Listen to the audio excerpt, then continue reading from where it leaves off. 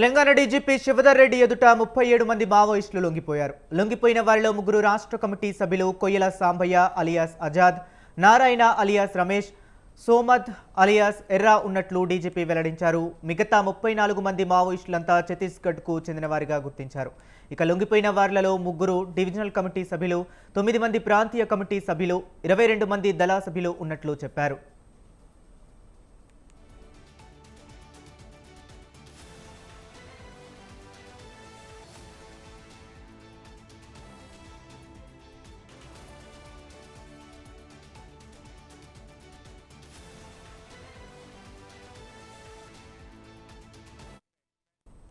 October 21న police అమరవీరుల దినోత్సవం సందర్భంగా సీఎం రేవంత్ రెడ్డి ఇచ్చిన పిలుపు మేరకు వీరంతా జనజీవన స్రవంతిలో కలిసేందుకు ముందుకొచ్చినట్లు డీజీపీ వెల్లడించారు.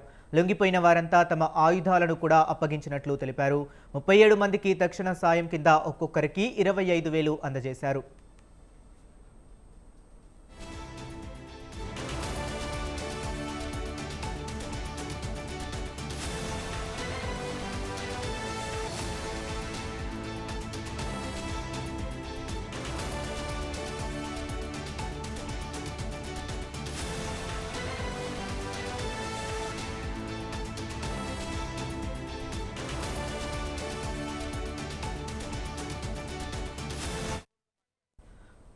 ఆజాద్పై 20 లక్షలు, అబ్బాస్ నారాయణపై 20 లక్షల రివార్డు ఉంది. వీరితో పాటు లొంగిపోయిన మావోయిస్టులందరిపైన కలిపి మొత్తం 1.41 కోట్ల రివార్డు ఉందన్నారు డీజీపీ.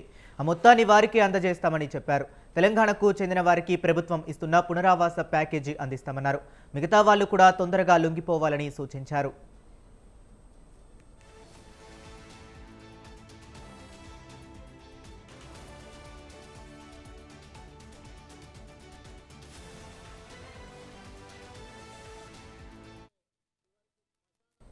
తెలంగాణకు చెందిన మరో 59 మంది మావోయిస్టులు అజ్ఞాతంలో ఉన్నారని చెప్పారు డీజీపీ. వారిలో 5 కేంద్ర కమిటీ సభ్యులు ముప్పాల లక్ష్మణరావు అలియాస్ గణపతి, మల్లా రాజురెడ్డి అలియాస్ సంగ్రామ్, తిప్పిరి తిరుపతి అలియాస్ దేవ్జీ, పాక హనుమంతు అలియాస్ గణేష్, ఇక బడే చొక్కారావు అలియాస్ దామోదర్ ఉన్నారు. అంతేకాకుండా రాష్ట్ర కమిటీలో 10 మంది ఉన్నారు. వీళ్ళంతా వీలైనంత త్వరగా లొంగిపోవాలని సూచిస్తున్నామని డీజీపీ శివధర్ రెడ్డి అన్నారు.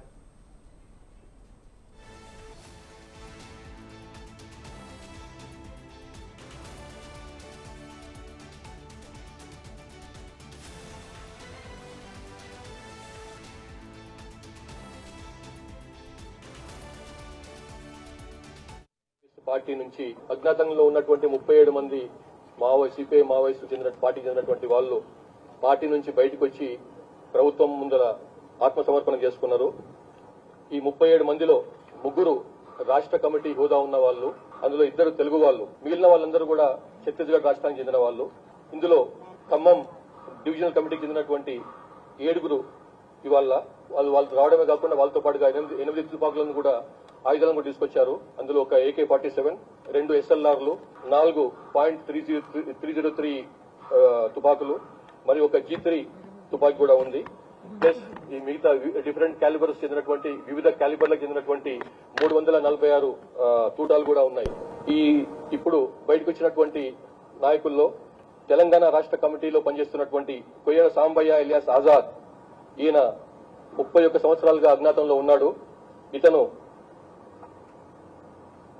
తెలంగాణ రాష్ట్ర కమిటీ మావోయిస్ట్ పార్టీలో చెందినటువంటి తెలంగాణ రాష్ట్ర కమిటీ సభ్యుడు.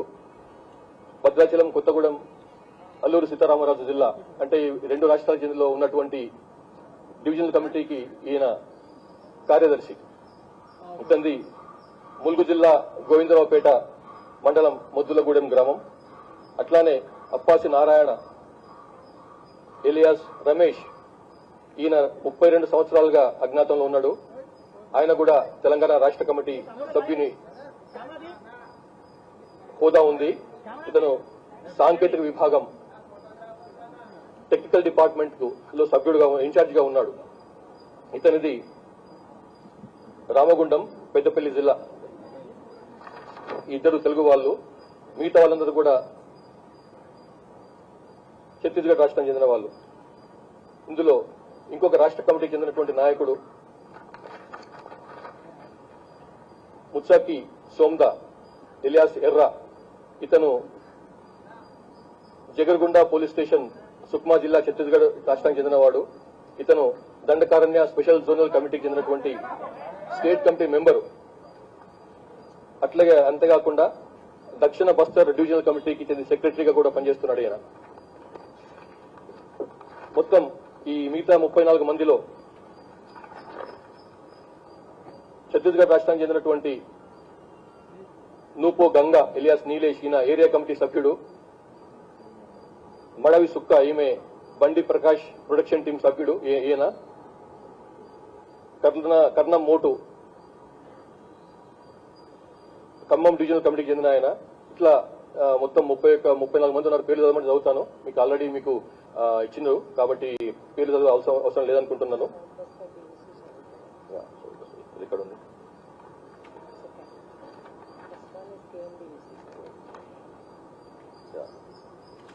ఇందులో ముందే చెప్పినట్లుగా తెలంగాణ రాష్ట్ర కమిటీకి చెందినటువంటి ఖమ్మం డివిజనల్ కమిటీ సభ్యులు మొత్తం 9 మంది ఉన్నారు.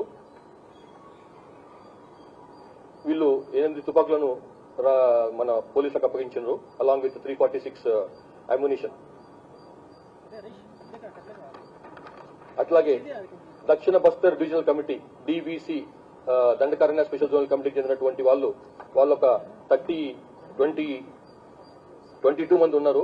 వాళ్ళు కూడా ఇవాళ పార్టీ నుంచి బయటకు వచ్చేసి ప్రభుత్వం ముందల జన జీవన స్రవంతులు కలిసేందుకని చెప్పి బయటకు వచ్చింది. సో ఇందులో ఒకసారి వాళ్ళ అబ్స్ట్రాక్ట్ కార్డర్ పరంగా అబ్స్ట్రాక్ట్ చూస్తే తెలంగాణ స్టేట్ కమిటీలో పనిచేస్తున్నటువంటి వాళ్ళు 2 స్టేట్ కమిటీ మెంబర్లు, ఒక ఏరియా కమిటీ మెంబరు, 9 మంది దళ సభ్యులు, మొత్తం 12 మంది.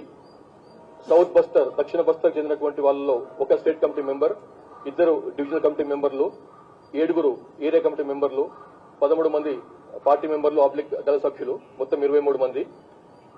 అట్లాగే పిఎల్జీఏ బెటాలియన్ చెందినటువంటి ఒక డివిజనల్ కమిటీ సభ్యుడు, ఒక ఏరియా కమిటీ సభ్యుడు, మొత్తం కలిస్తే 2.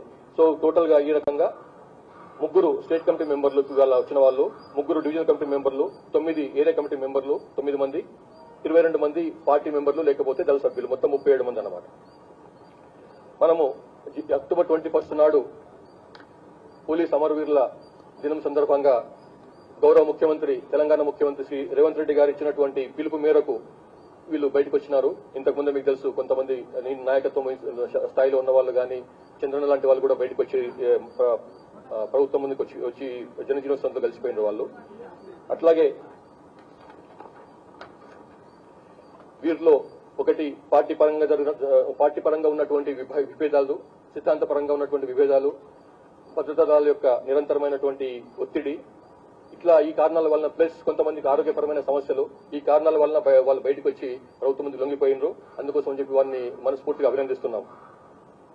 వీరిలో కోయల సాంబయ్య ఎలియాస్ ఆజాద్, ఇతని మీద 20 lakhs రివార్డు ఉంది, అది ఇప్పుడు ఆయనకు అందజేస్తాం. అట్లాగే అప్పాచి నారాయణ ఎలియాస్ రమేష్ రాష్ట్ర కమిటీ సభ్యుడు, ఈయన పైన కూడా 20 లక్షల రివార్డు ఉంది, అది కూడా అతనికి హ్యాండ్ ఓవర్ చేస్తాము. అట్లాగే మిగతా 34 మందిలో కూడా వివిధ రకాలుగా నగదు బహుమతి ఉంది, వాళ్ళని తర్వాత వాళ్ళకి అప్పచెప్తాము. ఇప్పుడైతే వాళ్ళకు 25,000 రూపాయల నగదు ఇస్తున్నాం అన్నమాట.